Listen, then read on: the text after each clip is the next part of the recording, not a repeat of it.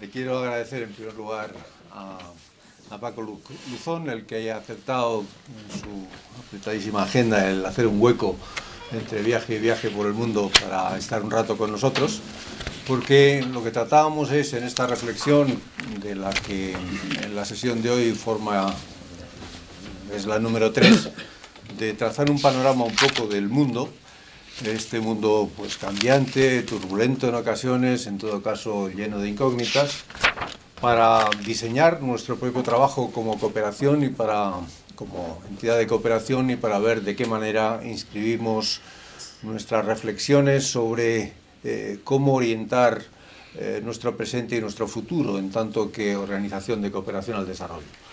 Hemos tenido hasta el momento dos sesiones dentro de estas permanentes discusiones en torno a de dónde venimos y a dónde vamos. Una hablando del futuro de la cooperación a través de quien fue presidente de las ONGs de cooperación al desarrollo en Europa, Olivier Consolo, que nos trazó un panorama de cómo se estaba planteando el mundo de la cooperación desde la perspectiva europea y teniendo en cuenta las orientaciones muy diversas que están siguiendo unas y otras entidades de cooperación.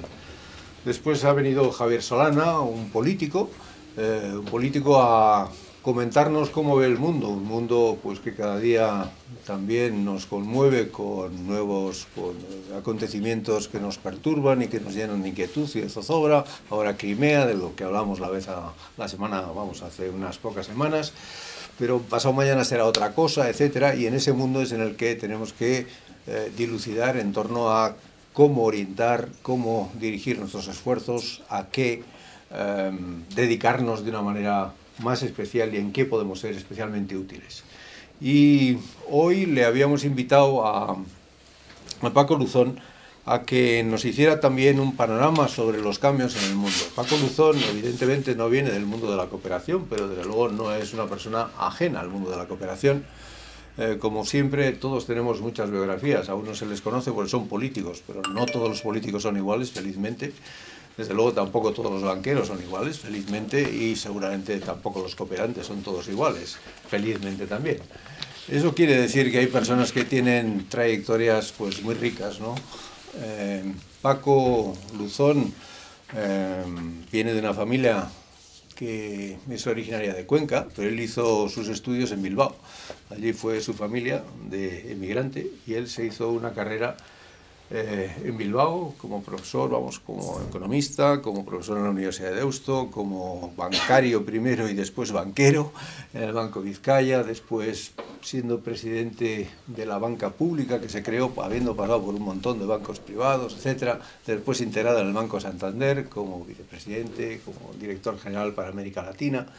Pero él es un hombre que ha tenido sobre todo una experiencia extraordinariamente rica desde el punto de vista de desarrollo en nuestro país y en el exterior. Y desde hace muchos años, bueno, probablemente porque él ha protagonizado y ha sido testigo principal de las relaciones crecientes e intensas de España con América Latina y con el área Pacífico, él viene desarrollando una reflexión muy rica, yo creo, sobre los cambios en el mundo y sobre cómo este mundo anteriormente muy europocéntrico es un mundo que ha cambiado y se ha desplazado hacia ejes que están mucho más en el área del Pacífico. Y cada vez que uno está un rato con él, pues le acaba uno colocando su discurso, perdona Paco, sobre esta globalización del mundo que pasa fundamentalmente por el sur. El sur es ya una parte del mundo global. Es verdad que existe el norte, pero es verdad que el sur tiene ya unas relaciones extraordinariamente intensas dentro de las cuales tendremos que encontrar también el lugar. Bueno, a mí me parece que para una ONG que no viva en su propia salsa exclusivamente, sino en el mundo, es absolutamente importante oír la visión de alguien, no desde la perspectiva estricta de la cooperación, sino desde la perspectiva de las relaciones económicas, de las relaciones políticas, de las relaciones institucionales, para saber qué es lo que está ocurriendo en el mundo. No para estar en todo de acuerdo, pero sí para compartir con él visiones sobre cómo vemos el mundo y qué podemos hacer unos y otros si queremos entre todos conseguir un mundo algo mejor. Y él, bueno, no solamente es una persona que tiene esta experiencia, sino que además ha estado muy comprometido en muchas batallas, algunas de ellas muy dignas y algunas de ellas en las que hemos sido viejos compañeros de viaje, en torno a cuestiones que son cuestiones progresistas, me parece, que tienen que ver con la extensión de la dignidad en general, económica, social, cultural, etcétera, en el mundo.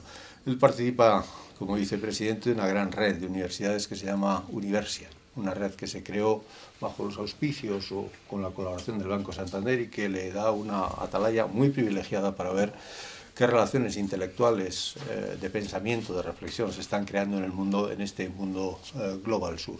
Bueno, de eso y de lo que él crea nos va a comentar hoy, y lo que espero es el que podamos después hacer un diálogo útil, fecundo, ¿no? En el que sin demasiado protocolo podamos intercambiar puntos de vista para expresar nuestros acuerdos, nuestras diferencias y en todo caso enriquecer nuestra forma de entender este complejo mundo.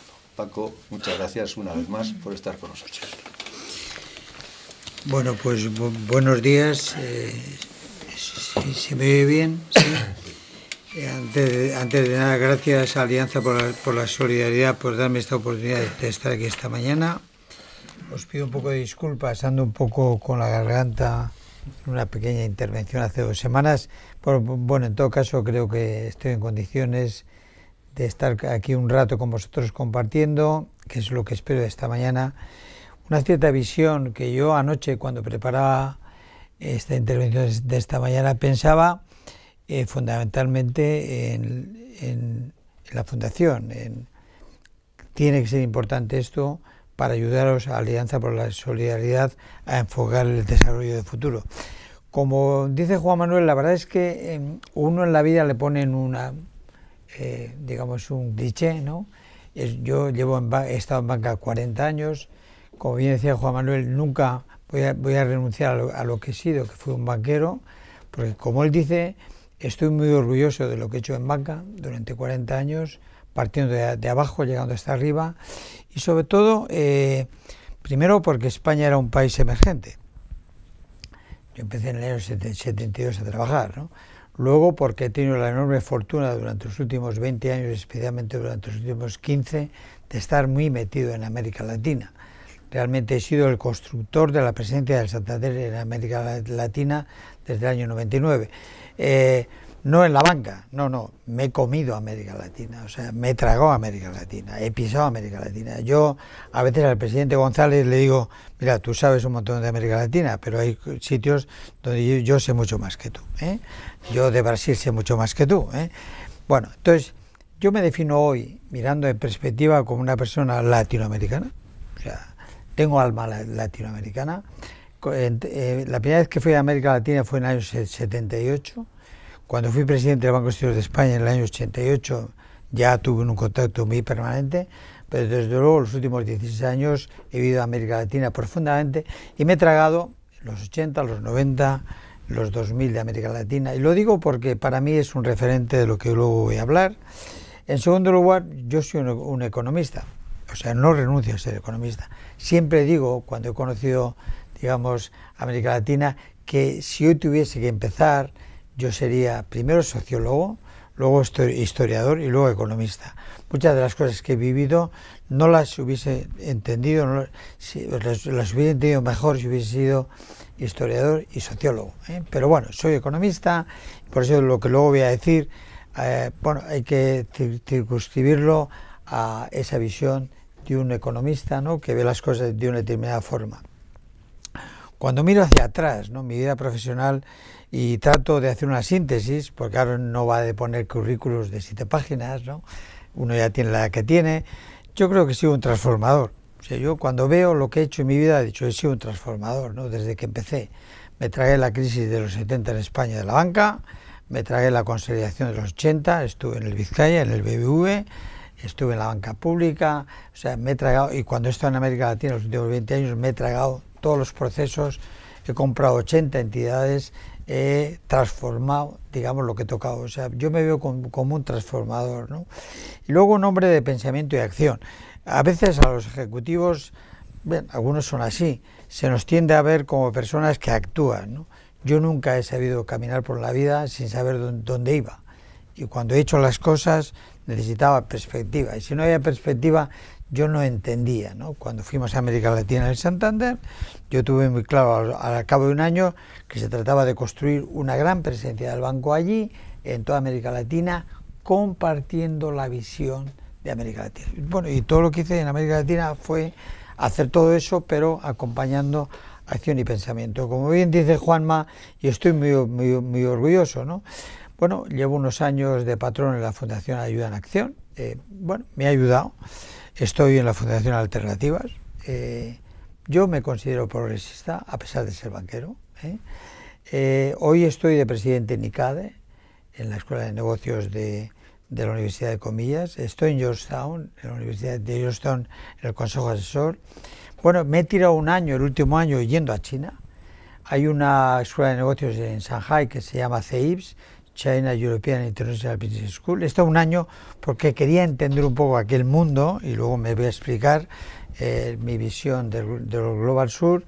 Bueno, y estoy pues en la Biblioteca Nacional de España de vicepresidente y de consejero de un organismo que os sonará mucho, que se llama MEDE, Mecanismo Europeo de Estabilidad, ese que ha dado la pasta a Portugal, a Grecia, a Irlanda y a España para salir, digamos, del problema, ¿no? Bueno, como veis, soy un retirado en activo, y lo que voy a hacer esta mañana es tratar de daros una visión no muy académica, aunque como veis estoy en el mundo académico, de lo que yo creo que realmente es hoy un poco el mundo y dónde están las claves de lo que está pasando en el mundo y particularmente en una zona del mundo que es el mundo emergente, ¿no? Antes de empezar y sabiendo, digamos, dónde estoy perfectamente, digamos que a mí me gusta, después de mi experiencia ya de tantos años en la vida profesional y en la vida, digamos, activa, ¿no? Me gusta tratar de ver las cosas, me aplico a mí mismo una visión de las cosas con dos consejos, ¿no? La primera, cuando uno mira las cosas y oye a la gente hablar, fundamentalmente a los políticos, en fin, y a los hombres de negocios, ¿no? Siempre ellos tienden a ver las cosas de una forma, digamos, optimista o pesimista, porque el mundo hoy es tan complejo que es muy difícil verlo, digamos, objetivamente, ¿no? Y digo que hay dos recomendaciones que yo siempre sugiero cuando uno enfoca las cosas. La primera es hacerlo con espíritu marinero, ¿no? Lo que sería lo que decía un famoso escritor, militar, profesor y abogado hace tiempo, ¿no? Que decía que el pesimista se queja del viento, ¿no? El optimista espera que cambie, ¿no? Y el realista ajusta su barco, ¿no? A mí me gusta ser más medio realista, medio optimista, pero me gusta ver las cosas más bien, la botella más bien medio llena que medio vacía, ¿no? Y la segunda, y a mí esto me parece importante, ¿no? Hoy hay siempre un riesgo y es de ver las cosas con mucha presunción, con mucha preconcepción, ¿no? Y a mí me parece, y aquí viene mi mentalidad de economista, que ha llegado el momento de ver las cosas objetivamente. Es decir, muchas veces la defensa de posiciones obedece a posiciones ideológicas y a preconcepciones que no cuadran con los datos, ¿eh? Entonces, yo tiendo a decir siempre, vamos a ver, lo importante es vamos a ver los datos, luego vamos a interpretarlos, pero funcionar con datos me parece que es un tema realmente importante cuando uno mira cualquier acontecimiento de lo que está pasando en el mundo, ¿no? Bien, vamos allá, ¿no? Yo creo que el punto de partida, que supongo que es lo que está detrás de mi venida aquí, es algo en lo que yo creo que coincidimos todos, ¿no? Y es que el mundo ha entrado en una fase acelerada de cambio político, económico, social y cultural. O sea, yo creo que ahí hay coincidencia, no sé si alguien... Esto es tan claro, tan evidente, que ya casi nadie, ¿no?, se atreve a decir, no, esto no es así. El mundo está en una transformación enorme, a un paso enorme en todos los campos. Como digo, en el político, en el económico, en el social, en el cultural, en cualquier campo. Y evidentemente en el mundo de la cooperación, claramente, ¿no? Recuerdo que hace un año y medio aproximadamente tuve la oportunidad de hacer una pequeña charla en un instituto aquí de Madrid de enseñanza media. Había estudiantes, chavales de 15 años, de 16 años, ¿no? me acuerdo que hice una encuesta con ellos y les planteé una pregunta, ¿no? Les planteé una pregunta, digamos, con 4 respuestas. Hice una encuesta con ellos, ¿no? El tema era el siguiente, es, bueno, primero, mirando, ¿no? Digamos, al mundo, ¿no? Vosotros diríais, 1, ¿este es el peor momento de la historia económica mundial? Primera pregunta, ¿es el peor, no? Segunda pregunta, para los países ricos, ¿este es el peor momento de la historia económica mundial? Tercera pregunta, para los países pobres, ¿este es el mejor momento de la historia económica mundial? Y cuarta, ¿no? ¿Este es el mejor momento de la historia económica mundial? O sea, como veis, una era general, este es el peor momento, otra era general, este es el mejor momento, luego para los países pobres, para los países ricos. Es curioso, ninguno dijo que este es el mejor momento de la historia económica mundial. Ninguno dijo eso, ¿no? Y sin embargo, cuando uno mira la historia, y ahora ya soy economista, desde el año 1800, uno comprueba realmente que este es el mejor momento de la historia económica mundial. Me voy a detener un momento en esto porque me parece importante, ¿no? Hicimos un trabajo, lo hice con José Juan Ruiz cuando estaba en el Banco Santander, interesante, un trabajo profundo de la evolución del mundo en los últimos 200 años, desde 1800 hasta el 2010. Cogimos 2 variables. Una, la renta per cápita ajustada por inflación, es decir, la renta que a cada ciudadano de un país le toca en promedio, ¿no? Expresada en dólares y corregida por la evolución relativa de los precios, ¿no? y con algunos ajustes para hacerla compatible, que fuese realmente homogénea, ¿no? En un eje, y el otro la esperanza de vida promedio de cada uno de los países. Es decir, como siempre, se pueden utilizar muchas otras variables, pero estas 2 son, en mi opinión, suficientes y muy indicativas, en particular esta última, la de la esperanza de vida promedio, porque en el fondo esa variable tiene una ventaja, y es que el alargamiento de la duración media de la vida refleja la mejora en todo, de la alimentación, de la sanidad, de la educación, es decir, de muchas cosas, ¿no? Y cogiendo desde el año 1800, ¿no? Fuimos viendo un poco lo que haya pasado en el mundo. Digamos que seguramente habrá libros por ahí que están escritos sobre esto, pero vamos allá. Es un momento, ¿no?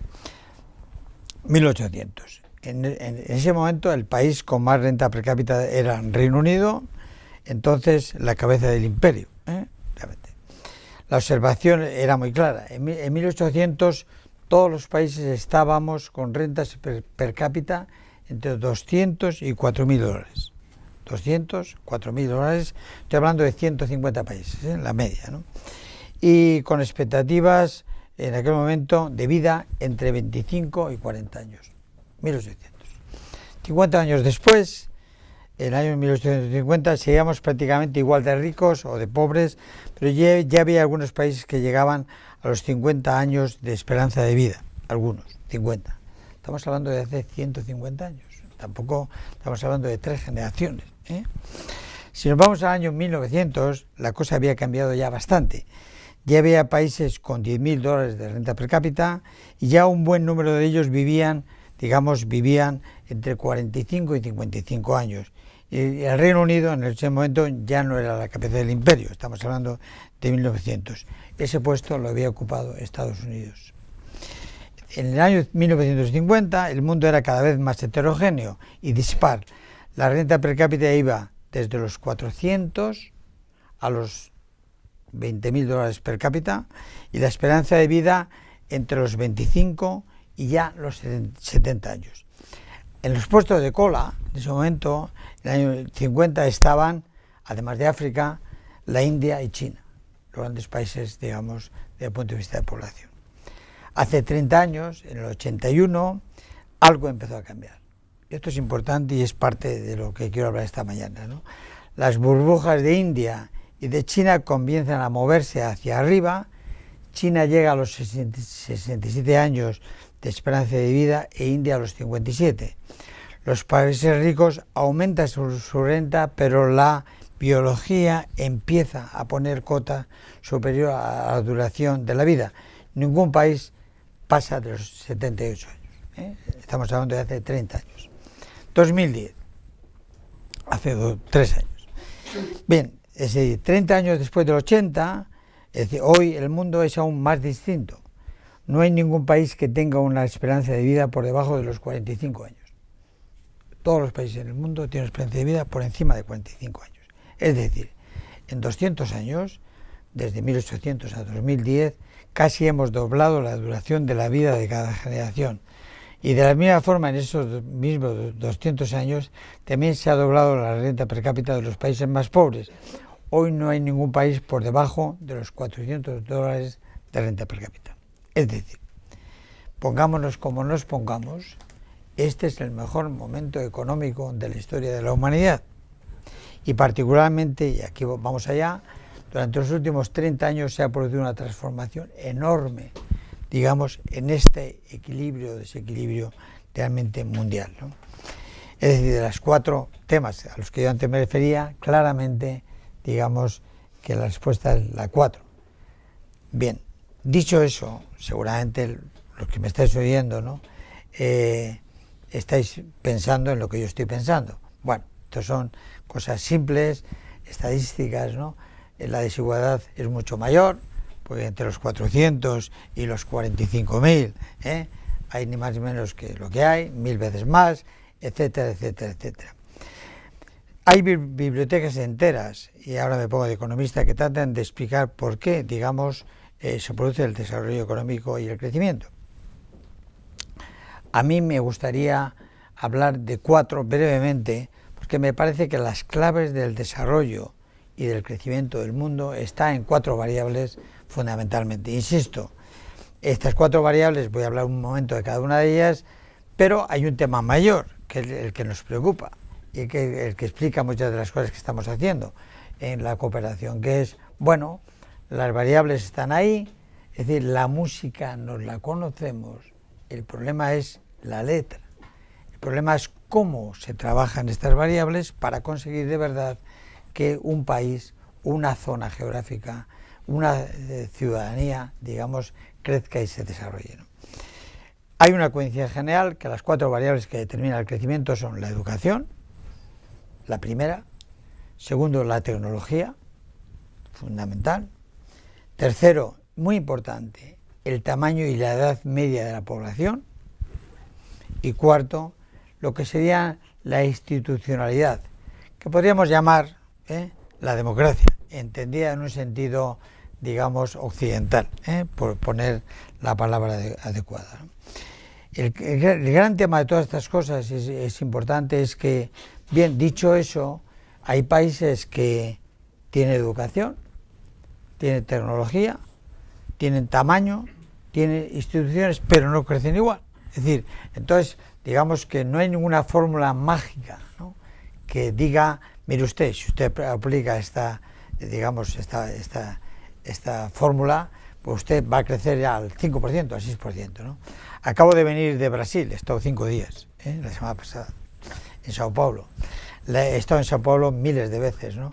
Hacía que no estaba 9 meses. Es increíble, o sea, es que es increíble, o sea, es increíble. Entonces te quedas y dices, bueno, vamos a ver aquí qué pasa, ¿no?, realmente. Pero vamos a hablar 1 minuto, 2 minutos de la educación, de la tecnología, del tamaño y la edad media de la población, porque yo creo que esto está determinando precisamente el último tema del que quiero hablar esta mañana, que es del Global Sur. Primero, la educación. Bueno, yo creo que el cambio brutal, ¿no?, que está habiendo en el mundo, gracias a Dios, en los niveles de educación, la incorporación de la mujer al mundo de la educación y la formación, y el tema de la, digamos, la capacidad en la mayor parte de los países de tener educación primaria, secundaria y, digamos, superior, pero sobre todo primaria y secundaria, el cambio es fundamental. Yo no quiero daros ningunos datos porque seguramente lo habéis visto, ¿no?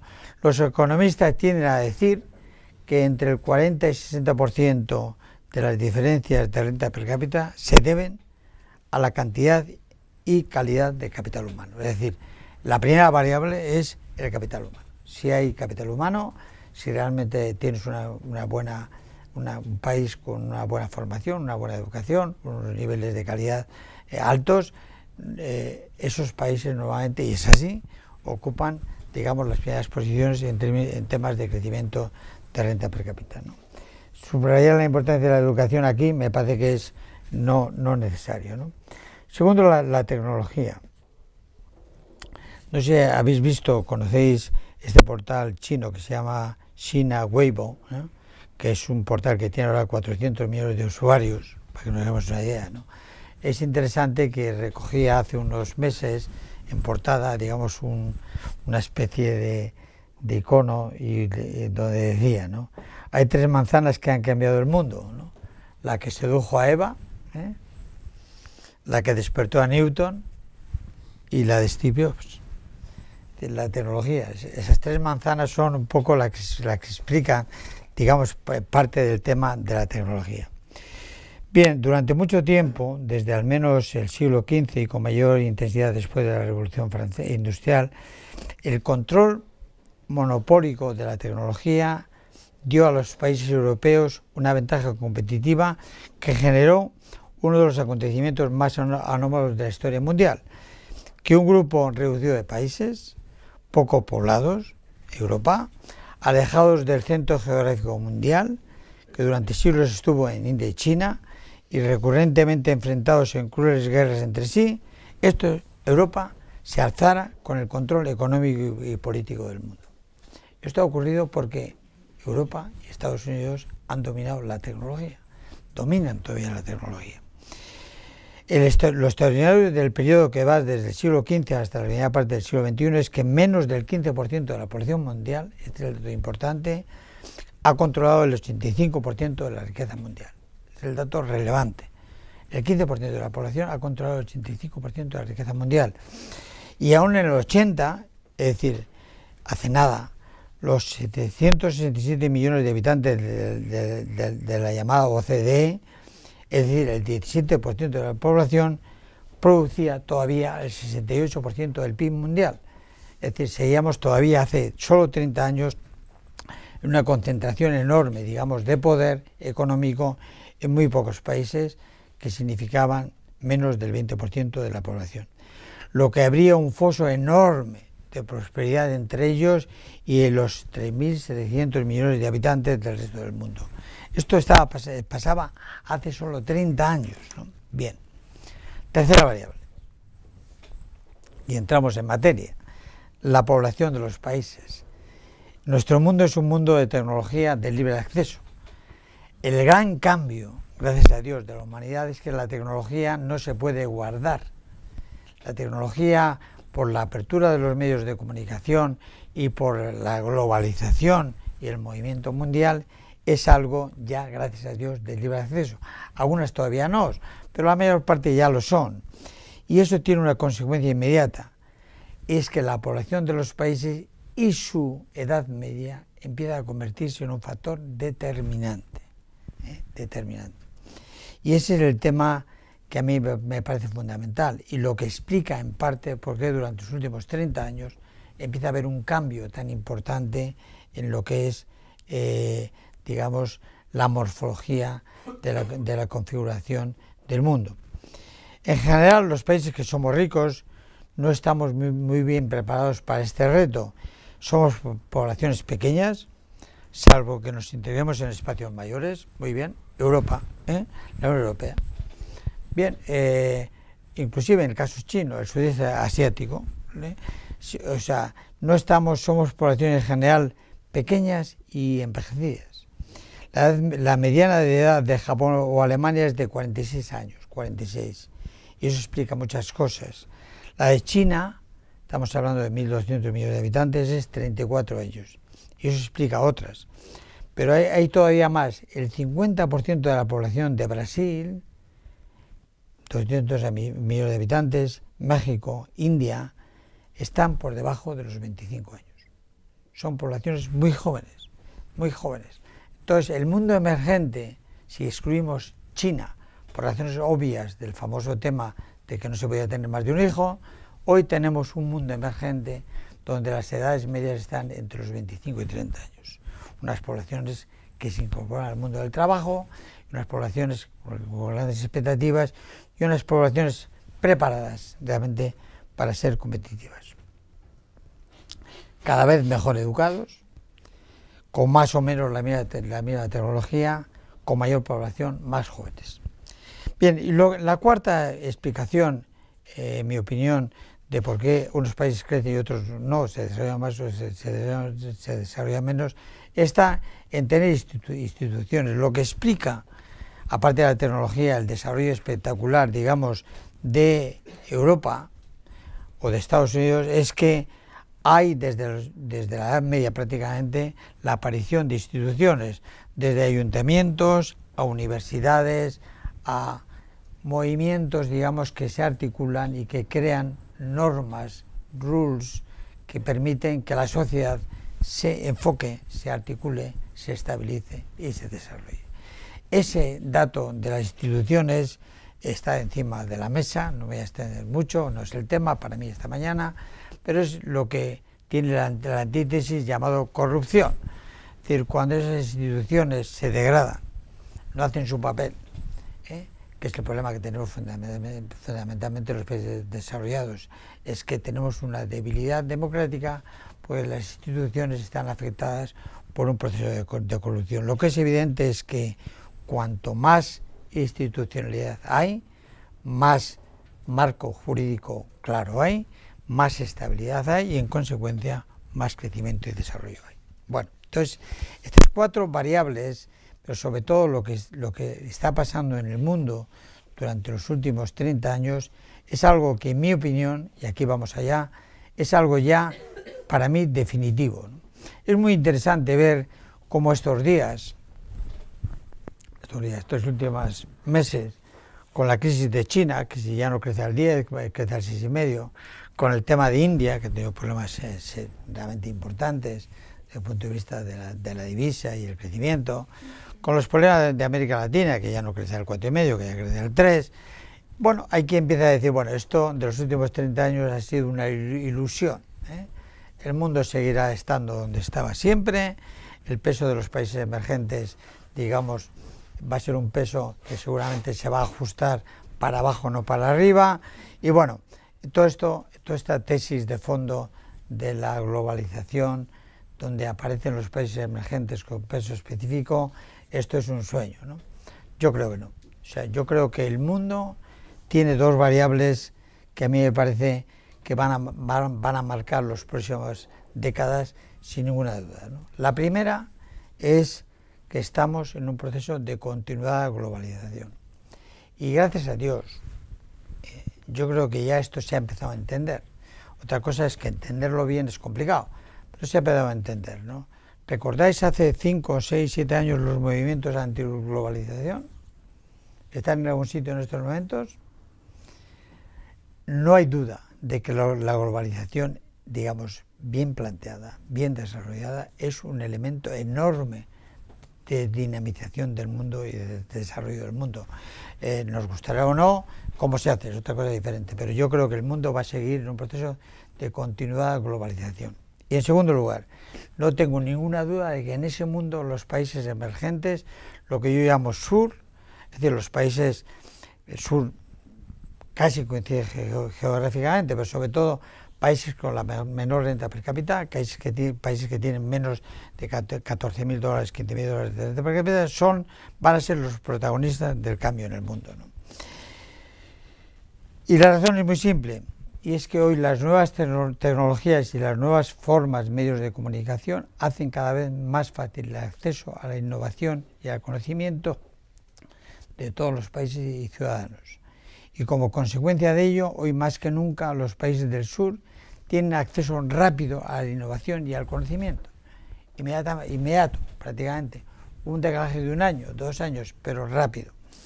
Eso hará que crezcan más, se desarrollen más, y lo que es más determinante, lo hagan no solo manteniendo y reforzando su conexión con el norte, sino sobre todo, y este es el tema de mi mensaje fundamental esta mañana, creando plataformas de relación sur-sur. Bien, estos últimos años, como decía antes Juan Manuel, he tenido la suerte de ser vicepresidente de Universia, que es una institución de 1000 y pico universidades iberoamericanas. Empezamos en el año 2000 y bueno, todas ellas digamos, pertenecen a un gran portal que se llama Universia. Bueno, he tenido una relación muy directa con el mundo de las universidades latinoamericanas, españolas, portuguesas, chinas, británicas y americanas. Bueno, y hay una cosa que es clara. El pensamiento, digamos, está en el norte. El dominio del pensamiento está en el norte. Y lo que el norte quiere hacer es ver el mundo así. Es vender su pensamiento al sur. Uno va hoy a América Latina y todos quieren que sus hijos vayan a Estados Unidos o a Europa. Curioso. Hace 4 o 5 años ha cambiado una cosa. La gente se quedaba en Estados Unidos o en Europa, no volvía a América Latina. Hoy todo el mundo vuelve a América Latina. Hoy todo el mundo vuelve al sur, porque el empleo está en el sur. El crecimiento está en el sur. Hay un movimiento claro. Yo estoy en el Consejo Asesor de la Universidad de Yale también, ¿no? Ahora vamos a abrir Río de Janeiro. Quieren irse en el sur. Harvard quiere irse al sur. Se ha montado en Singapur, en Hong Kong, pero lleva los casos de Harvard, modelo Harvard. Coge el caso Inditex, que es uno de los casos, y lo lleva modelo americano. No trasplanta el modelo Inditex al pensamiento sur. Es decir, hoy el mundo se sigue viendo, y en Europa lo seguimos viendo así, hasta Crimea la vemos así, una visión norte-sur. Hasta ahora, el mundo del sur también lo ha visto sur-norte, es decir, ha mirado el norte, como lo ha mirado, con una especie, por un lado, de aspiración y por otro lado, de resentimiento. Allí donde está el poder, allí donde está el capital, etcétera, etcétera. Bien, y curiosamente, lo que está ocurriendo en el mundo es que los países emergentes pesan ya el 50% cada año del crecimiento económico mundial. El último año, el 50% del crecimiento del mundo todavía no pesa en el 50% del PIB, pero se hace en el sur. El desarrollo está en el sur. Entonces, empiezan a haber movimientos leves, livianos, de relación sur-sur. Hay un tema famoso, los famosos BRICS, ¿no? Que se inventa hace 6 años, que a mí me parece que es una iniciativa interesante, pero que carece de profundidad, ¿no? Los BRICS, el famoso Brasil, Rusia, India, China, Sudáfrica, ¿no? Es una idea económica que genera un movimiento político de aproximación, pero el mundo no son 5 columnas. O sea, el mundo no son 5 países, uno con 1.200 millones de habitantes, otro con 1.300, otro con 200. No, el mundo es mucho más que eso. Los BRICS fracasarán, porque no hay forma de que, por ejemplo, Brasil sea una gran columna si no se liga a América Latina. No hay forma de que China, podría serlo por tamaño, pero solo por tamaño se convierte en una columna si no tenemos el lubricante, digamos, regional y el apoyo regional que hace que esa realidad, digamos, sea verdad. Brasil se está dando cuenta ahora de esto, que a su vocación, digamos, global pasa necesariamente por ser latinoamericana. Y si es la América Latina somos 600 millones de habitantes. Si es solo Brasil son 200. Bien, entonces, ¿qué empieza a aparecer ahora? Y este es un tema muy importante. Empieza a aparecer la idea y la necesidad de crear plataformas de relación sur-sur. ¿Cuántas formas, y ahora hablo de cuántas plataformas hay en América Latina políticas de relación de América Latina con China, con África, con India? No hay. No hay. ¿Cuántas formas de relación empresarial? O sea, yo tengo una relación con los empresarios muy intensa. Es verdad que Bimbo, que es mexicana, ha abierto, digamos, una presencia en China, pero solo. Es verdad que Slim quiere abrir no sé qué, pero solo. Cuando queremos hablar de relación América Latina-China, reunir a 25 empresarios con 25 empresarios, no hay plataformas. Si vamos a plataformas sociales, no hay plataformas. O sea, no hay diálogo sur-sur. Y es donde yo creo que el reto del mundo está. No quiere decir, insisto, que no haya nosotros una fundación con otra fundación, no. No hay plataformas políticas, económicas, empresariales, académicas. La Universidad Católica de Chile se relaciona con una universidad también jesuítica de China. Pero si mañana queremos montar un programa de pensamiento académico sur-sur, no hay relación. Entonces, yo abogo y estoy tratando, ¿no?, de empujar una visión sur-sur, que significa ver el mundo en esta relación, no así y así, sino esta, que no invalida las dos primeras. Esto es importante. España es europea, España es España, pero España tiene unos nexos de conexión con América Latina enorme. Nosotros no vamos a renunciar a ser europeos, nuestra ancla es Europa, no hay ninguna duda, pero nosotros tenemos una ventaja enorme, somos el referente de América Latina. ¿Por qué no nos convertimos en el líder de esta relación de creación de plataformas de relación sur-sur? En China, que he estado el último año, he estado en Beijing, he estado en Shanghái, he estado con el Instituto de Estudios Internacionales, he estado en Beijing con el Instituto de Estudios Iberoamericanos, quieren establecer un diálogo directo con el sur, no a través de, directo con el sur. Bueno, entonces, mi idea es la siguiente. Yo creo que es el momento de construir y desarrollar el diálogo sur-sur, favoreciendo el desarrollo de plataformas ideológicas, geopolíticas. Solamente hay una organización, que no es América Latina, digamos, Pacífico, es la APEC, pero son toda América, incluido Estados Unidos, Canadá y demás, y toda Asia. Es la única plataforma, que es otra cosa, ¿no? Entonces, yo creo que es el momento de reflexionar y construir este tipo de plataformas, pero sobre todo de reflexionar. Si nos vamos a España, y pongo un ejemplo, ¿no? Si en España hemos enfocado la cooperación en relación con América Latina con una visión norte-sur, que es como la hemos enfocado, hay que reenfocarla. Hoy en Colombia hay gente más rica que en España y hay gente más pobre que en España. Y en España hay gente pobre y hay gente rica. Entonces, en la concepción de relación norte-sur, que era típica, país rico, país pobre, país viejo, esa concepción hay que darle una vuelta. Las relaciones económicas y empresariales con América Latina. Yo fui de las personas a principios de los 90 que tuve la suerte de Argentaria, tú estabas entonces en aquella época, llegaste a ser ministro, de enfocar las relaciones España-inversión en América Latina. Esto hay que reenfocarlo absolutamente. Hoy el diálogo tiene que ser este. No es un tema de inversión de España en América Latina, es un tema así de América Latina, que quiere invertir en Europa y en España, y luego así es convertir España y América Latina en la punta de lanza de la construcción de un diálogo con el sur, con el mundo emergente. Bien, voy a acabar.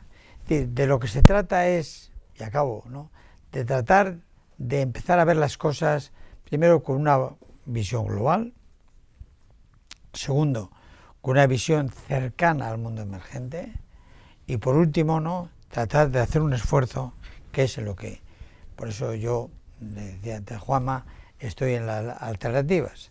Quiero que la Fundación Alternativas no solamente sea una fundación europea y española, sino que se abra al sur. La semana pasada estuve en 4 reuniones en Sao Paulo.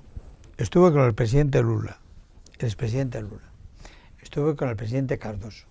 Uno tiene una fundación, otra tiene un instituto. Estuve con la USP, la Universidad de Sao Paulo, y con la Getúlio Vargas, que es la gran think tank.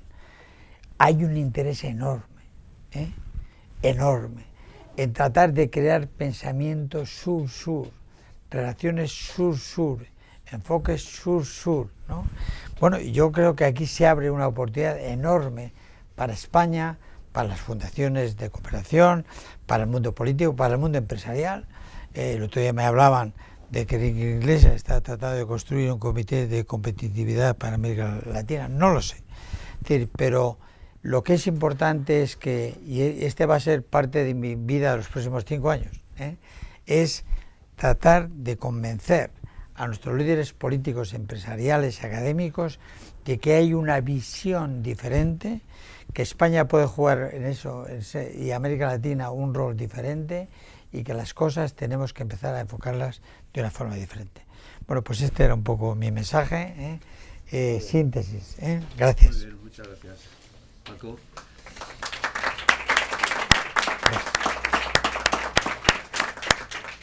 Creo que son un conjunto de ideas muy estimulantes y dan pie, espero, a que podamos hacer ahora un coloquio con la participación de unos y otros. Os voy a pedir, como siempre, que os identifiquéis. Eso seguramente, no sé si en los tweets luego sale, pero para el ponente y para todos, el que sepamos quién es el que habla.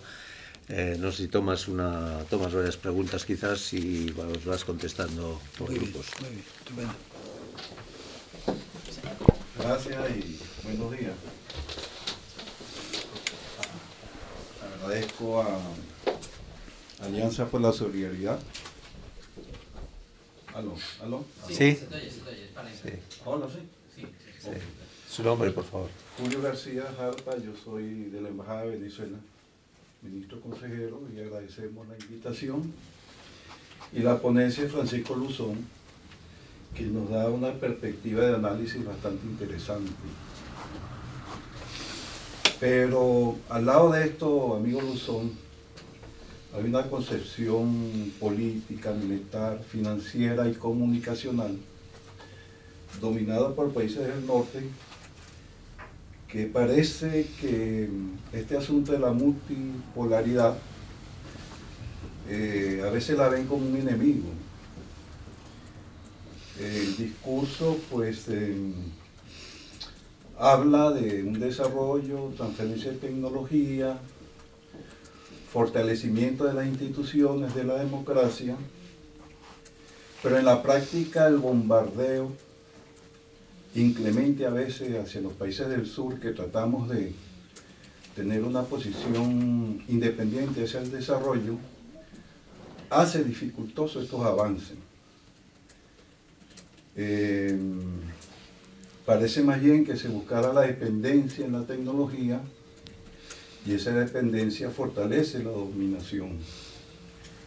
Sí se han hecho algunos, desde nuestro estado, algunos acercamientos sur-sur. Hemos tenido encuentros con los países del África. China se ha acercado mucho a América Latina, pero la insistencia de los Estados Unidos y algunos sectores del norte hacia la América Latina parecen hacer esfuerzos por el distanciar esa relación. Pues pienso que su tesis es correcta, pero como protagonista de uno de estos ensayos es difícil, muy difícil. Y parece que sí es el acercamiento sur-sur, buscando un mundo multipolar. En nuestro caso, pues Brasil, por su desarrollo económico, su ubicación en el mundo internacional económico y su población, y nuestro acercamiento a China, está abriendo senderos. Pero le confieso, pues yo soy diplomático, no puedo decir algunas cosas, pero a veces pues se nos hace difícil subir esa cuesta. Pero bueno, en eso estaremos, estamos claros en esas 4 variables y le hemos tomado nuestro programa de acción como unas variables que hay que fortalecer. Muchas gracias. Gracias. Sí, responde, sí. Vamos a responder. Más varias, tal vez, al Sí, principio. no, vamos respondiendo así. No, Julio, primero, tu país para mí es un país, he vivido 12 años intensamente tu país. Al final yo, el banco tenía un banco allí y tuve unas relaciones directas con el presidente Chávez y con mucha gente. Quiero decir una cosa, es claro, este proceso no es un proceso, digamos, fácil en absoluto. Por eso es urgente construir esas plataformas de relación. África es un buen ejemplo. Posiblemente vamos a ver una presencia de Estados Unidos cada vez mayor en África. Y de Francia ya está. Y del Reino Unido ya está. ¿Por qué? Porque China y Brasil han tomado posiciones en África. Entonces, pero este es el juego del que va a haber. Entonces, si no construimos plataformas de relación políticas sur-sur, insisto, solo, lo digo ya, Brasil no puede competir con Estados Unidos. Digo, desde el punto de vista económico y lo que implica eso, ¿no? presidente Obama estuvo por ahí hace unos meses, ¿no? Pues yo creo que la apuesta la va a doblar, se ha dado cuenta de que lo que iba a poner en África era muy poco. Entonces, bueno, estamos hablando de un mundo donde por eso me parece urgente que estas plataformas de relación se vayan construyendo de forma intensa, ¿no? Y una de ellas, para mí, fundamental, es crear una plataforma, convertir a América Latina de verdad, ¿no?, en una zona, digamos, regional, en una... Por eso los BRICS no me cuadran, por eso necesito ver a América Latina entera, con sus diferencias de visión, de enfoque, pero apostando claramente por la creación de plataformas, de una plataforma latinoamericana, que no existe, que todavía no existe, a pesar de UNASUR, no existe. La CELAC, o sea, este es el camino, Julio, y yo coincido contigo, no es fácil, o sea, no es fácil, ¿no?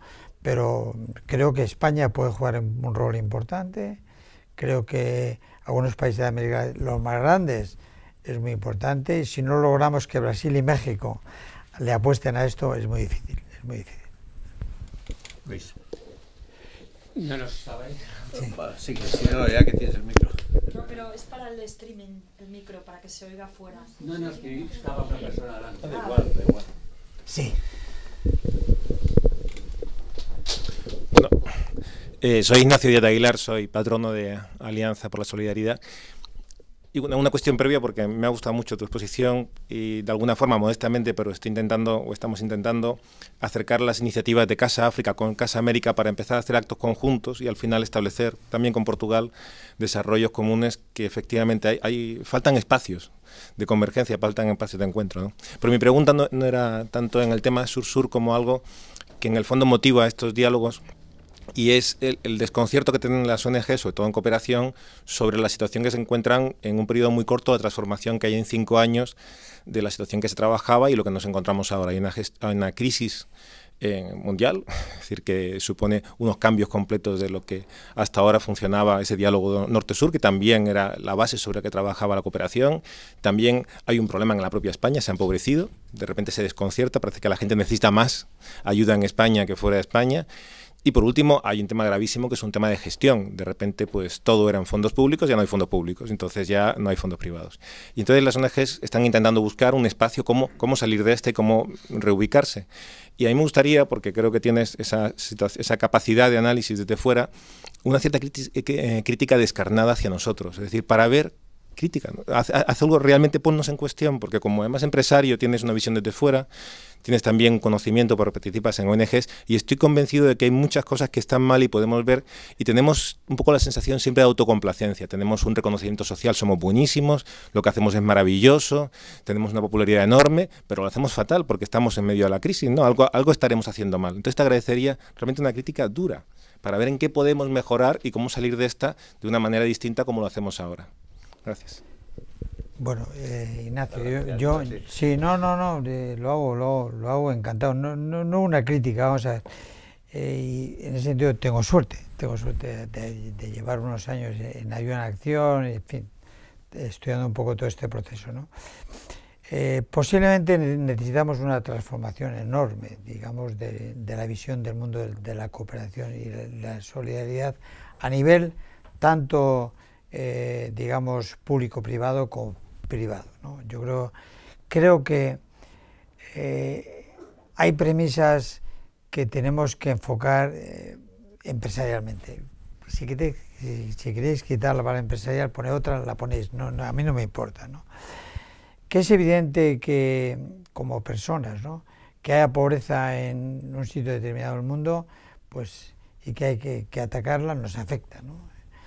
Nos afecta. Que si mañana tenemos un problema en Mozambique, pues nos afecta, ¿no? Pero también es verdad que nosotros manejamos fondos públicos o fondos privados que no son nuestros, que son de nuestros aportantes, de nuestros sponsores, en fin, de lo que sea, de España, de la Unión Europea, de lo que sea, ¿no?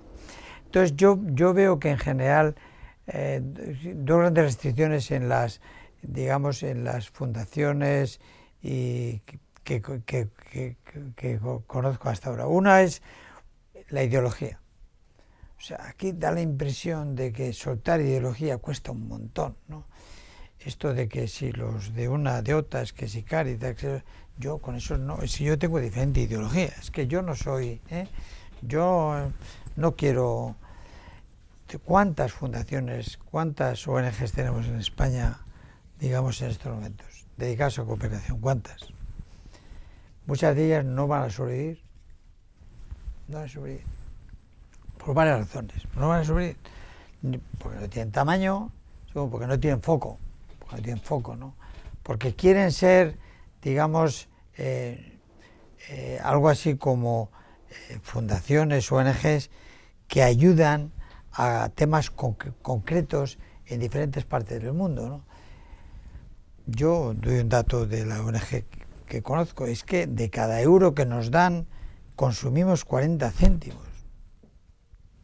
Solamente acaba en manos, digamos, de lo que sea, 60 céntimos. Eso no puede ser, eso no puede ser. No, es que no se puede hacer mejor, sí se puede hacer mejor. ¿Por qué no nos fusionamos? ¿Por qué no creamos, vosotros lo habéis hecho, ¿por qué no creamos ONGs de mayor tamaño? Ya, eso tiene inconvenientes. ¿Por qué no concentramos los esfuerzos? Esto de estar con un presupuesto de 20 millones de euros en toda América Latina y además en 5 países de tal, y además nos vamos a Asia, eso es manifiestamente no rentable, no eficiente. Es decir, primero, yo creo que el concepto, digamos, de solidaridad es un concepto que vosotros lo conocéis mejor que yo. Yo, en mi experiencia de lo que conozco de ONGs y de fundaciones, ese concepto hay que someterlo a una, digamos, a un análisis profundo y concretarlo. Segundo, me parece fundamental determinar el objetivo de cada ONG, determinarlo muy bien, y no puede ser salvar el mundo, o sea, nos encantaría a todos salvar el mundo, ¿no? Pero las cosas son como son, entonces, bueno, pues salvar el problema de un país de África aportando el 20% y tal, ¿no? Pues es un tema, mire, oye, me parece un objetivo muy loable, pero para eso no estamos nosotros. O sea, muchas de las ONGs hacen esas cosas y mi opinión no están para eso, o sea, no están para eso. Tienen que concentrar su visión en determinadas geografías, segmentos, objetivos, ¿no? Tercero, hay un cierto rechazo al mundo empresarial. O sea, en las ONGs, esto de meter aquí a Iberdrola, pero si Iberdrola está desarrollando un proyecto en la cuenca del Orinoco que resulta que poluciona y no sé qué, no, aquí no metemos a las empresas. ¿Por qué no? Otra cosa diferente es que a las empresas, es otro tema que nos llevaría largo, hay que decirle exactamente lo contrario. Mire usted, si usted quiere sobrevivir en este mundo, o usted entiende los objetivos a medio y largo plazo de la humanidad, o usted entiende que la desigualdad no puede ser en Chile la que es, porque si es la que es usted no va a crecer. En fin, pero creo sinceramente que ese rechazo al mundo empresarial, porque resulta que los empresarios solo buscan el beneficio a corto plazo, eso hay que revisarlo. O sea, es otro tema que en mi opinión hay que revisarlo, ¿no? Bueno, y por último, insisto, o sea, yo creo que el tema del sector público, el enfoque del sector público en relación con el sector privado es un enfoque que hay que cambiar en el sector público, pero donde nosotros, desde el sector privado, desde las ONGs, desde las fundaciones, tenemos que dinamizar, ¿no? Bueno, entonces, no sé si yo no critico, o sea, lo que a mí a veces me molesta enormemente, lo tengo que decir así, es que me encuentro con una filosofía y una ideología que se ha constituido en el dominante de una ONG. Y eso me produce rechazo. Es decir, vamos a ver, aquí ¿de qué se trata? Oye, tú pensarás, no sé qué, se trata de conseguir este objetivo, que es el que sea, ayudar al desarrollo de Bolivia, montarnos en un espacio de 4 proyectos, lo que sea, del agua, lo que sea, pero quíteme usted ideología en medio, quítemela, porque como usted me mete ideología para cada cosa que hago, voy a estar todo el tiempo caminando así, ¿no? Bueno, no sé si ha sido una crítica muy dura, tiene que ver con la Alianza por la Solidaridad, pero bueno, por ahí andamos, ¿no? Soy Luis Nieto de Paz con Dignidad. Quizá voy a empezar por esto último que acabas de decir, porque hay un discurso que además tú estás defendiendo. Además me alegro de poder discutir y hablar con alguien que de alguna forma ostenta poder y viene del poder, porque no hay que confundir llegar al gobierno con tener el poder. Eso será otra discusión. Yo no estoy de acuerdo contigo en este esquema de pensamiento que alguna gente pone encima de la mesa de decir los datos son objetivos, no hablemos de ideología como si las ideologías hubieran muerto. No, tú has expresado unos datos y una concepción producto de tu ideología y yo la voy a expresar producto de la mía. Podemos coincidir o no coincidir, pero las ideologías no están muertas. Están bien palpables, lo que pasa que quizá están más disfrazadas que en otro momento. Y yo no estoy de acuerdo con eso. Yo creo que nos iría mucho mejor si cada uno partiéramos realmente de lo que somos y a partir de ahí viéramos qué hacemos. No esconder los esquemas de pensamiento. Tú has empezado a decir, soy economista, los datos están ahí, son objetivos. Sí, pero muchos datos son producto de los resultados de acciones políticas y esas acciones políticas tienen que ver con concepciones ideológicas. Y estamos hablando de política, no estamos hablando del PIB es así o esto es de la otra forma. Podía ser ese y podía ser otro dependiendo de las acciones políticas que emprendiéramos. Porque la economía no es ni aséptica ni objetiva, el dato se puede poner, manipular, dependiendo, y eso lo sabe mucho la gente que ha estado en el gobierno. Si toma una política determinada puede dar lugar a y si toma otra puede dar lugar a B.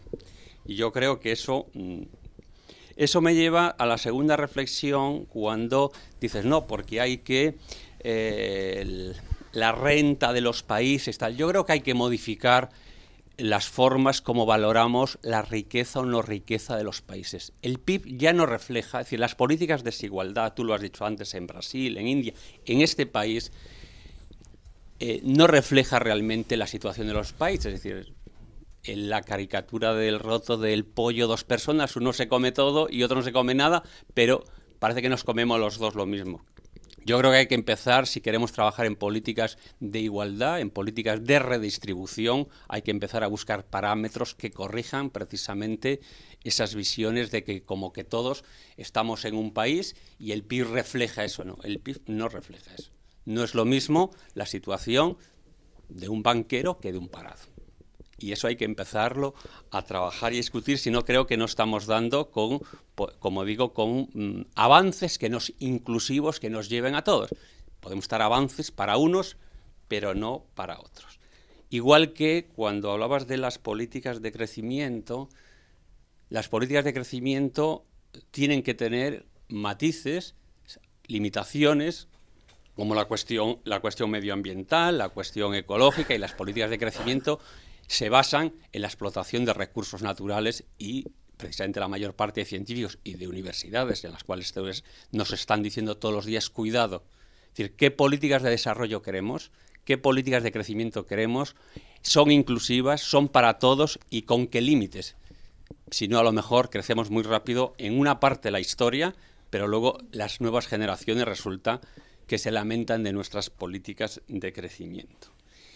Y también quería decir que cuando hablas de somos países ricos, porque tenemos tecnología, también somos países ricos porque hemos sabido construir políticas desiguales de relaciones comerciales que provocan que para ser países ricos, por ejemplo, el petróleo, el gas, otra serie de cosas que no los tenemos nosotros, que los tiene el sur, hemos generado unas relaciones de intercambio desiguales donde resulta que somos capaces de apropiarnos de una forma ventajosa de esos elementos sin los cuales no seríamos países ricos. Y entonces a lo mejor lo que hay es que modificar esas relaciones comerciales, esas relaciones de intercambio para que sean más iguales y a lo mejor nosotros no seríamos un poco menos ricos, pero seguramente una gran parte de la humanidad estaría en mejores condiciones de salir de la situación en la que está. Y por último querría decir, cuando tú preguntabas ¿dónde estaba el movimiento antiglobalización? Bueno, eso que son muchas cosas y que también están. Yo creo que el movimiento antiglobalización, ¿dónde estaba? Pues construyendo otra globalización es posible. pasando del foco mediático, que tuvo un momento, a refugiarse en lo local, a construir en lo local, a construir mejores relaciones, a reflexionar y a discutir, para a lo mejor en otro momento ir caminando hacia otra globalización más inclusiva, más igualitaria, más redistributiva, y pensando esa otra frase, que otra globalización es posible. Muchos estarán ahí, otros lo tomaron como una moda, otros estarán en su casa, otros habrán cambiado de sitio, pero bueno, eso es parte de la historia. Bien, Luis, vamos a ver. Digamos, no respondo a nada, porque coincido con todo. Es decir, yo no he dicho que las ideologías no sean importantes, no. He querido decir que si no hacemos un esfuerzo, esto es igual que en una empresa, por entender que a veces los objetivos mayores son más importantes que los menores, pues seguramente no vamos a lograr ser ONGs eficientes. Pero vamos, coincido absolutamente con todo, ¿no? Con todo lo que has dicho, de la forma de entender el mundo, de la renta per cápita. Mira, yo suelo utilizar siempre un ejemplo de la globalización. Lo vengo utilizando. El mundo se puede ver como un astronauta, ¿no?, que está por ahí y entonces ve ahí un globo, ¿no? Se puede ver, como yo lo hago muy a menudo, viajo mucho, ¿no?, a 10 kilómetros de altura, ¿no? Cuando viajo en aviones, entre 10 y 30 kilómetros. Se puede ver en helicóptero, ¿no?, 300 metros, 400 metros, se puede ver en coche, ¿no? Y yo coincido con lo que acabas de decir. No hay globalización sin localización. A mí me gusta ver el mundo en coche y en helicóptero. O sea, cuando voy por ahí he conocido Brasil en helicóptero a 300 metros, que me permitía bajar y subir. Bajaba, conocía una ciudad, subía. Y luego en coche, porque la gente está abajo. Entonces la visión del astronauta será esa esfera. Entonces coincido contigo.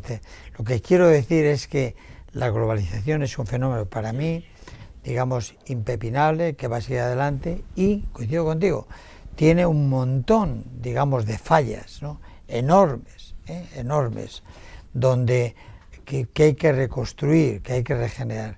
Vuelvo otra vez a mi discurso de antes. El norte no va a regalar nada al sur si el sur no es capaz de construir plataformas de relación inteligente. No va a ser así, o sea, nadie va a ceder el poder, ¿no?, que da la tecnología, o sea, nadie lo va a ceder. O sea, por eso yo propugno, digamos, que empecemos ya a construir realmente plataformas de relación en todos los campos sur-sur, porque ahí nos van a unir un montón de consideraciones y de pensamientos y de visión y de ese tipo de problemas que estamos diciendo.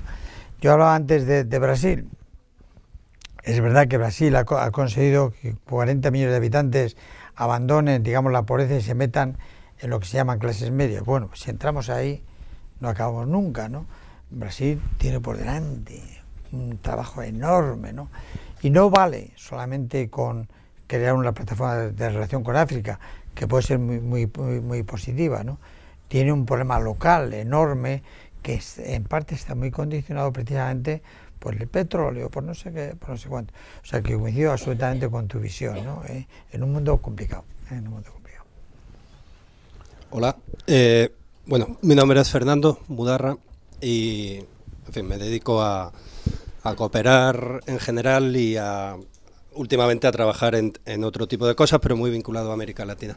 Yo hay una preguntita doble sobre el planteamiento que has hecho, que yo en general estoy de acuerdo con todo, la importancia que tiene en el mundo globalizado esta relación sur-sur y todo lo que puede aportar de beneficio general para esa globalización, ¿no?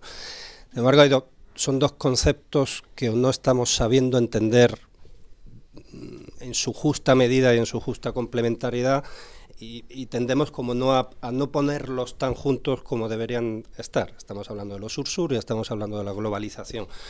Y creo que hace falta un acercamiento entre, o qué beneficio va a aportar lo sur-sur a ese mundo más globalizado. Los conceptos son para eso, para conceptualizar y para ver la realidad de una determinada manera, pero como tú decías antes, creo que todavía nos está faltando la perspectiva de esto, con qué objetivo es y hacia dónde nos lleva en general, ¿no?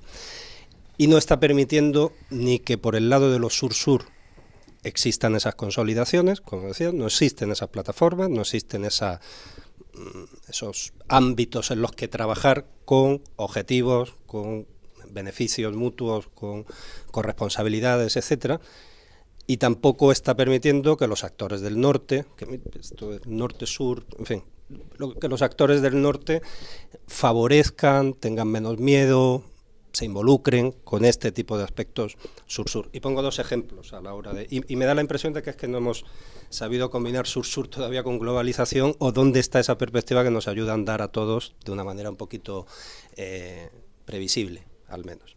Por el lado sur-sur todavía existen, así, no sé, necesidades de consolidación, y me refiero al caso de América Latina, que es el que más conozco. Me está dando la impresión últimamente, aparte de que lo sur-sur funciona en base a ideologías y que están teniendo mucho peso en la región, se están generando en esas relaciones sur-sur un conjunto de asimetrías que no sé si son buenas o no. La gente no entra en el juego sur-sur, México no entra en el juego sur-sur de tú a tú, entra de tú a tú con Brasil, pero no entra de tú a tú con Centroamérica. Ahí tiene los intereses muy similares a los que puede tener cualquier país que llegue a invertir en la región. Chile, 3/4 de lo mismo. En fin, nos hace falta trabajar un poco esas asimetrías y esa forma de colaboración, que a la vista de cómo han ido los procesos de integración regional, no están todavía suficientemente maduros como para que esa plataforma funcione. Eso por una parte, ya es una pregunta, o sea, ¿qué falta en América Latina o qué formato de plataforma es la que se plantea? Pues está la Alianza del Pacífico, está Mercosur, está el SICA, está CELAC, está CARICOM. Estamos llenos de plataformas, que está la Comunidad Iberoamericana, que no terminan de cuajar eso que todos tenemos en la cabeza que debería de ser. Y mi segunda pregunta, que era la que te comentaba, esta posición de los países del norte. No conozco tantos países del norte, pero conozco España.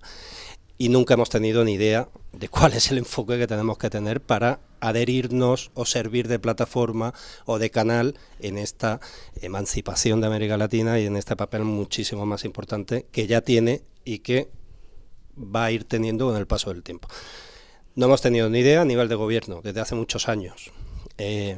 La tenemos a nivel de sociedad, de empresa, de universidad, de cómo nos involucramos en esa jugada, sobre todo hoy, ahora que estamos constipados y que estamos, en fin, con un pie que no nos funciona y la mano no podemos firmar todo lo que nos gustaría, ¿no? No solamente una cuestión de dinero, pero estamos como buscando un norte que no termina de encontrarse, ¿no? Son las dos partes, América Latina y en este... Sí, vamos, coincido, yo tengo vitalmente dos objetivos, ¿no?, los próximos años. Uno, ayudar a la integración del continente latinoamericano. Bueno, no estoy en ninguna gran institución, lo voy a hacer personalmente, porque coincido contigo. Y en ese sentido hay foros, ¿no?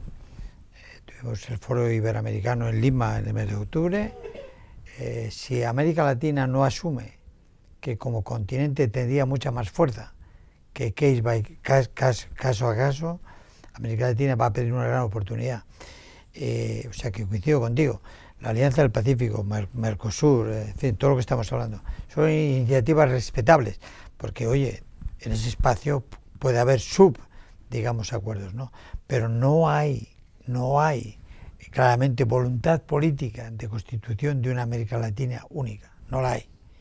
Y ese es un tema de los políticos. Y lo entienden ya de una vez, o si no, no la hay. Entonces, nos vamos a encontrar en este camino que, independientemente de que haya dos modelos de desarrollo y de crecimiento, si no hay voluntad política de configuración de un continente que empresarialmente va a tender cada vez más a consolidarse, eso es así.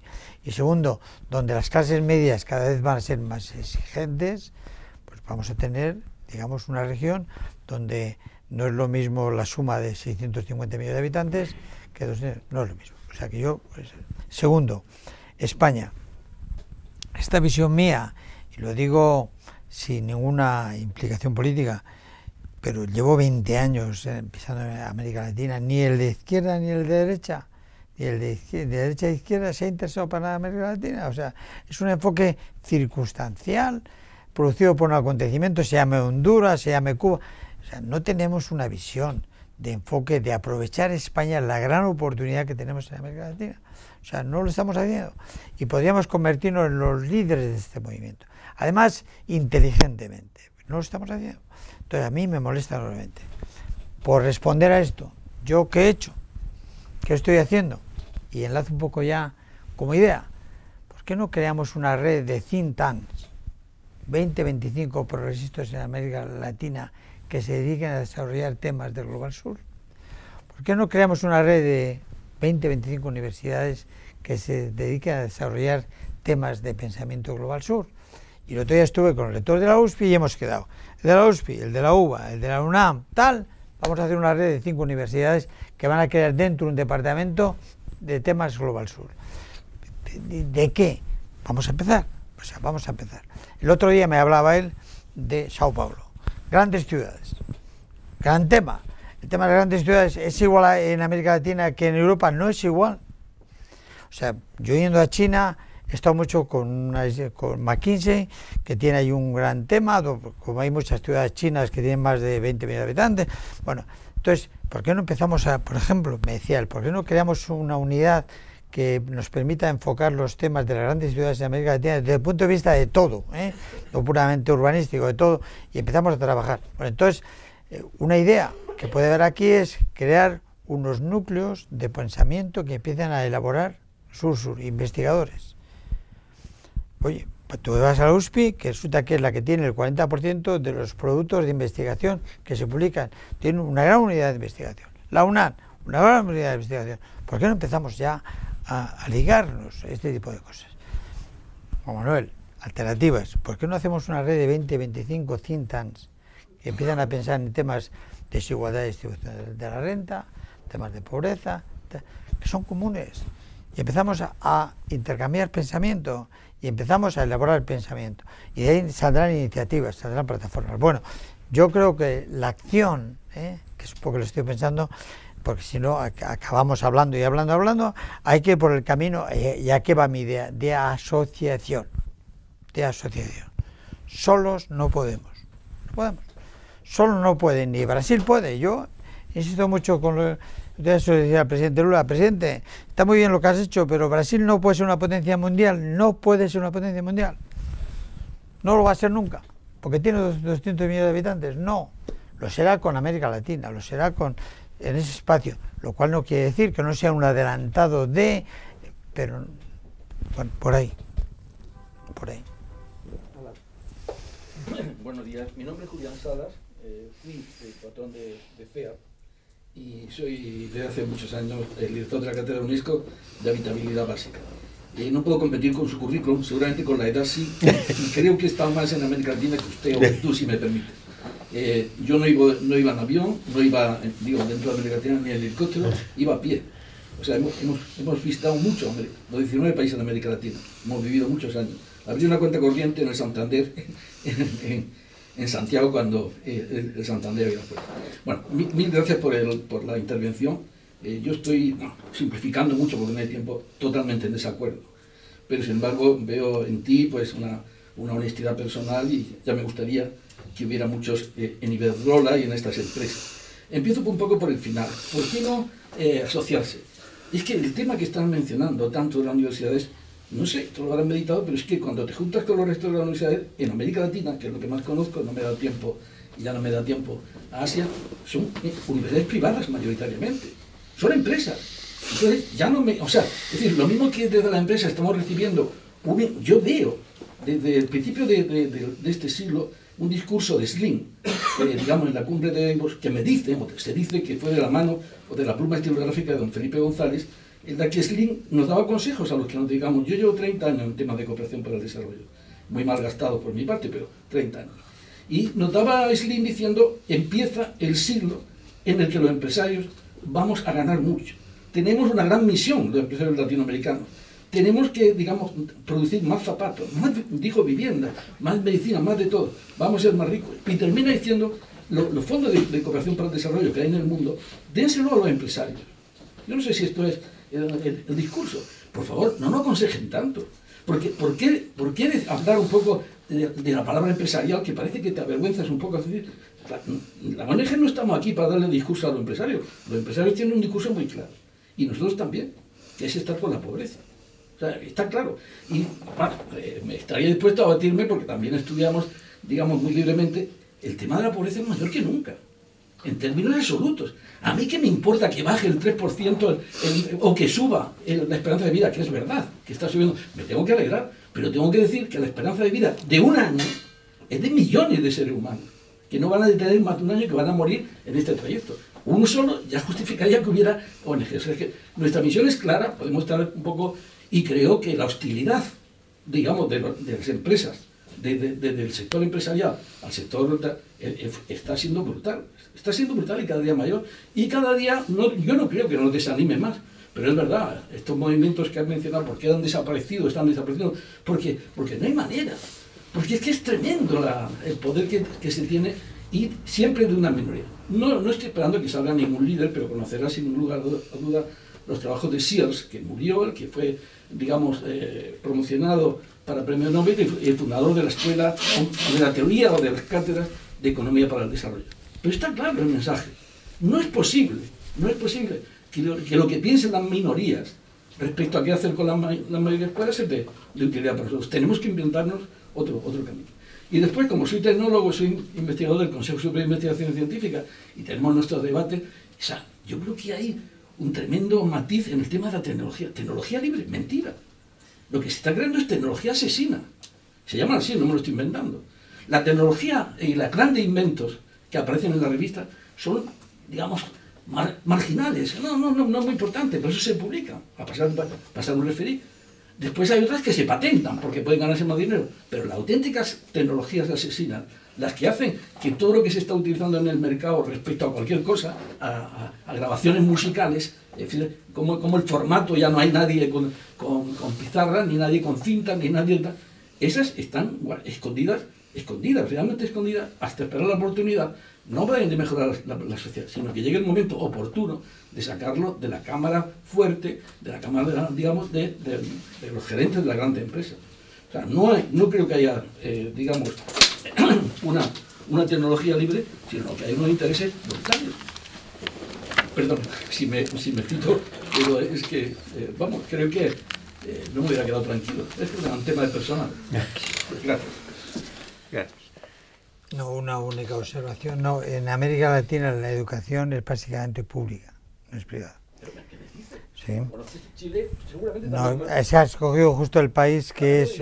Tú has mencionado la Universidad Católica de Chile, que sí. ha tenido cierto modo del Vaticano. No, pero en Brasil el 70% es pública, 30% privada. La USP era la gran universidad del mundo. Sí, es estatal.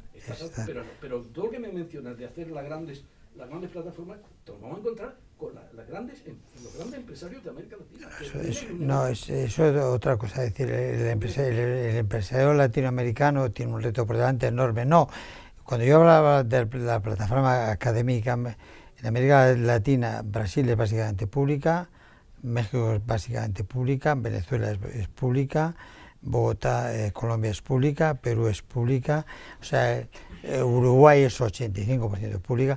Es decir, ahí hay un campo, digamos. ¿Cuál es el problema de las universidades latinoamericanas?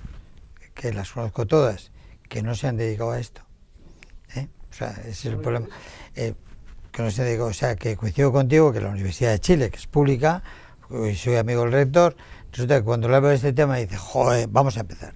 Con el rector Narro, que es la UNAM, que solo tiene 350.000 alumnos, vamos a empezar con este tema. Cuando he hablado con el de la UBA, vamos, que tiene... Dando cuenta se empieza a dar cuenta exactamente de que no solamente es un tema de formación o sus catedráticos de escribir sino que hay temas que ya la sociedad les exige, que es que formen parte de un pensamiento más social y más involucrado. Sí, sí. Muy bien. Me parece que nos queda una pregunta, no sé si hay más. Y ya... No, es la última. Me llamo Santiago de Torres y soy patrono de esta fundación. De lo que has comentado, que yo creo que es sugerente y que sirve para el debate, que es en el fondo lo que perseguimos aquí con estos almuerzos, hay un tema que sí quería que nos iluminaras un poco más, que es un tema que nos estamos dando vueltas hacía tiempo. Cooperar con América Latina hoy ha cambiado los últimos 5 años, tú lo decías. Los dos principales inversores de Sabadell es un colombiano y un mexicano. El grupo Avanza de Transporte es mexicano en España. Y así vamos viendo cómo empresarios o grupos de inversión latinoamericanos están comprando empresas en España, ¿no? Y cómo crecen esos países, ¿no? Por consiguiente, el concepto nuestro de cooperar de aquí a allí se está poniendo, en cualquier caso, en entredicho, o al menos en revisión, ¿no? ¿Qué sentido tiene cooperar con un país que te está comprando tus empresas aquí, con financiación pública de aquí, cuando los impuestos se pagan allí? Todo es muy complicado, ¿no? Eso nos abre a nosotros unas, digamos, unas dudas, unos interrogantes, por decirlo así, ¿no? Tú vas allá a hacer cooperación a Colombia o a Perú, y cuando estás ahí conoces a gente que está comprando empresas en tu país, porque tienen mucho más liquidez que nosotros en esos momentos, ¿no? Por petróleo, por minas, por muchos motivos, ¿no? Eso nos obliga a resituarnos, a reescribirnos un poco, ¿no? Yo creo que ahí sí que sería buena una reflexión. A lo mejor tenemos que buscar alianzas con ONGs del otro lado y hacer cosas más bidireccionales o más globales en cualquier caso, porque sí es verdad, y yo lo he percibido, yo viajo bastante allí, América Latina, que la visión de España allí también ha cambiado. O sea, ellos nos admiraban hasta la exageración y ahora nos critican hasta el aburrimiento, digamos, ¿no? Por decirlo de alguna manera. Ellos piensan que ahora vamos allá a buscar lo que no encontramos aquí, y eso notas un poco la actitud de la gente intelectual y del mundo empresarial hacia nosotros se cambia un poco. Ahí sí que me parece a mí que de lo que has comentado, que todo es muy interesante y sin duda nos va a hacer pensar mucho, pero de las cosas más concretas para nuestro quehacer cotidiano son estas. Oye, ¿cómo va a cambiar esto? ¿Cómo tenemos que hacer cooperación allí? ¿Cómo podemos coger o cómo podemos identificar entidades del otro lado para hacer cosas más bidireccionales? Seguramente, no lo sé, pero en cualquier caso el mundo ha cambiado muchísimo y la cooperación entendida como tal, yo creo que también está sujeta a un cambio imprescindible que tenemos que empezar a enfocar pronto nosotros. Sí, yo ahí tengo dos ideas, son muy simples, pero son dos ideas elementales, que como siempre igual funcionan con algunos países y con otros no. Nosotros hay dos cosas que tenemos, es experiencia, expertise y lo que yo llamo management. Eso América Latina en general carece de eso, en todos los campos, también en la cooperación. Yo me acuerdo del caso de Perú, lo habéis leído hace unos años, ¿no?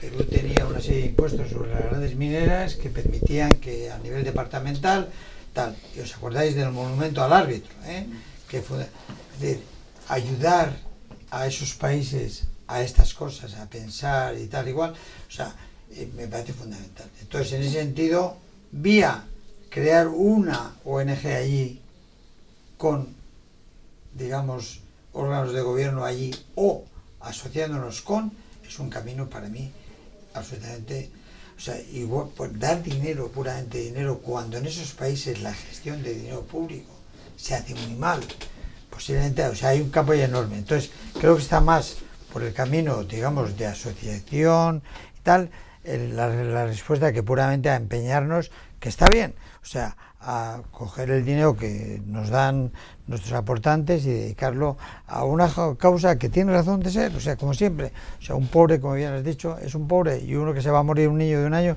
es un niño de un año, y nadie va a ir contra eso, pero yo creo que el campo de la asociación y tal es un campo, una salida, digamos, inteligente. Sí. Hola, buenos días. Bueno, yo soy Irene Díaz y soy estudiante de Derecho y Economía. Me interesan mucho todos los temas que han estado comentando esta mañana. Y quería hacerle dos preguntas. Con toda la construcción de unas relaciones entre el sur-sur, muchos países europeos del norte, pero concretamente europeos, gracias a lo mejor a su pasado colonial, tienen una relación a lo mejor más fácil con muchos países del sur. Pero a nivel europeo, o sea, no solamente cada uno individualmente con los países con los que tiene más proximidad, sino de forma organizada en la Unión Europea, ¿se está haciendo algo así o cree que hay alguna intención, alguna perspectiva de que se vaya a hacer próximamente. Y luego después, respecto a África, le sigue quedando, no sé, me parece una visión un poco pesimista la que queda todavía de, por un lado, ser un lugar donde todavía simplemente toman posiciones las que van siendo nuevas potencias y las antiguas potencias, y tampoco parece que sea un actor muy considerado en esto de aliarse entre unos y otros en el sur, ¿no? Sí, vamos a ver, y acabo. Lamentablemente, yo creo que el tema de América Latina en Europa, lamentablemente, España no ha sido capaz de colocarlo, o sea, en su sitio. O sea, cuando resulta que es un tema para mí fundamental, en todos los temas, y lógicamente el tema de cooperación, indudablemente, ¿no? Entonces, hay iniciativas de algunos países, pero yo creo que nosotros tenemos algo que no hay que perder, o sea, tenemos una sensibilidad, una historia, una lengua y tal, que es que nos da una posición ventajosa, ¿no? Entonces, esa posición hay que recuperar, vamos a recuperar, no sé si la hemos tenido alguna vez, pero hay que tenerla, ¿no? Segundo, África es interesante, os voy a contar una pequeña historia, digo que es un reflejo perfecto de lo que es un mundo global, ¿no? En el año 94, tú eres muy joven, si os acordáis, el Santander compró Banesto, ¿eh? Yo estaba entonces en Argentaria y perdí la subasta, ¿eh? Bueno, y en Banesto había un banco que era Tota de Azores, que era Portugal. Y este banco Tota de Azores tenía un banco en Angola, ¿eh? Y el banco decidió rápidamente vender a Angola. Ahora resulta que Angola, vía Brasil, se ha convertido en fundamental. Bueno, vía Brasil. O sea, entonces es interesante el ejemplo. Entonces, África Norte, muy cerca de nosotros. África en general, muy cerca de Brasil. O sea, el otro día, digamos que estaba en un hotel y tú veías, o cuando íbamos al aeropuerto, la gente que se paraba a venderte, es que Brasil está tan cerca de África, tan cerca de África. Entonces, ¿a qué voy? España tiene que meter el tema de África como un tema importante. Ya ha llegado el momento de meterlo. Evidentemente lo más urgente es el norte, ¿eh? Pero empieza a haber temas de Angola y Mozambique muy ligados a Portugal. Y el tema de Portugal es un tema para nosotros fundamental. Y a ver si lo entendemos de una vez, porque Portugal, al final, se ha convertido en un tema puramente de negocio y empresarial y comercial, y sin embargo las relaciones con Portugal son inexistentes. Cuando voy a Brasil, a mí, el presidente Lula, que todavía venía, dice, oye, vamos a hablar de Portugal y vamos a hablar de Angola y Mozambique y España. Me decían, pues vamos a hablar de eso. Bueno, entonces, en síntesis, ¿no? África debiera ser un foco en algunos campos, digamos, urgente, ¿no?, de prestación de atención para nuestro país. Sin duda alguna. La última cuestión y terminamos. Pues muy rápida. Soy Joaquín Herrero, trabajo en esta casa y también he trabajado en empresas, en multinacionales, incluso también con capital riesgo. Mi pregunta tenía que ver con el binomio de educación y desarrollo, que lógicamente es imprescindible, es crítico. Pero me preocupaba que en el futuro, que tiene alguna esperanza del trabajo sur-sur, creo que la empresa es un elemento, es un agente de desarrollo también, evidentemente, me preocupaba que lo que sí son privadas son las escuelas de negocios, donde se forman los líderes empresariales de primer nivel y que van empujando muchas veces, ¿no? Y también en las empresas del sur. Mi pregunta es muy concreta, si todo esto de la ética empresarial, la responsabilidad social corporativa, la economía social, que las propias escuelas de negocios se han dado cuenta que tienen que trabajarlo porque vende bien, ¿esto realmente es maquillaje o funciona? Porque yo tengo la impresión que realmente esto hoy por hoy es un anexo, es un apéndice que hace falta, que vende bien, que es necesario, pero que no se cree en ello. Y yo he conocido a personas realmente de la gran empresa, yo creo que me preocupa, ¿no?, que en este futuro del desarrollo empresarial del sur-sur, los líderes, los que empujen, sigan sin creer en este apéndice de la empresa como elemento de desarrollo y que sigan con lo que estudiábamos en los años 80 y 90, maximizar el beneficio. Bueno, yo creo que la empresa española algo ha aprendido, ¿eh?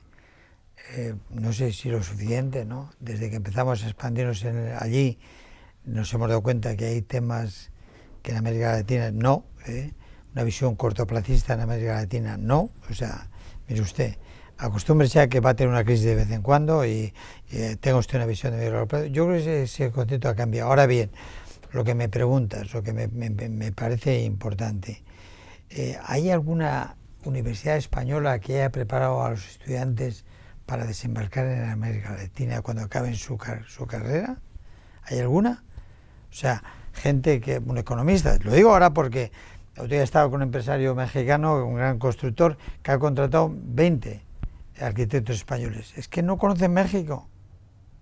Es que no conocen México. No tenemos un enfoque sur.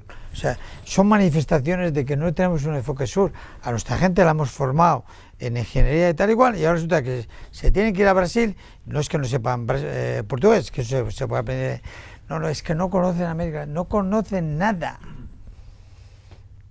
Que es un ejemplo de desenfoque sur. O sea, no estamos preparados para ese enfoque. Entonces, nuestras escuelas de negocios, buen tema.